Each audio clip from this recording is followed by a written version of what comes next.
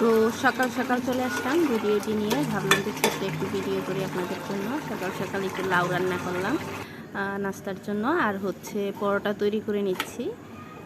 আমার কাছে এই নাস্তাগুলি খুবই ভালো লাগে, হেলদি খাবার যথেষ্ট। তো এই পরোটাটাও অনেক মচমচে হয় আমি যেভাবে বানাই। আর হচ্ছে সাথে মচমচে পরোটার সাথে আর কি হতে পারে, আমরা একটা ডিম নিতে পারি। পরোটাটা ভাজা হয়ে গেলেই ডিমটা নিয়ে নিব।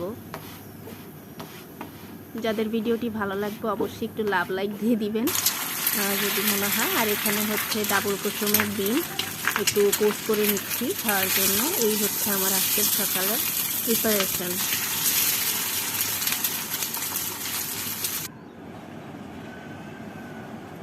এই হচ্ছে আমার আজকের সকালের নাস্তা, শসা আর এখানে পরোটা। দেখুন পরোটাটা কিন্তু সেই মচমচে হয়েছে, একেবারে বোঝাই যাচ্ছে।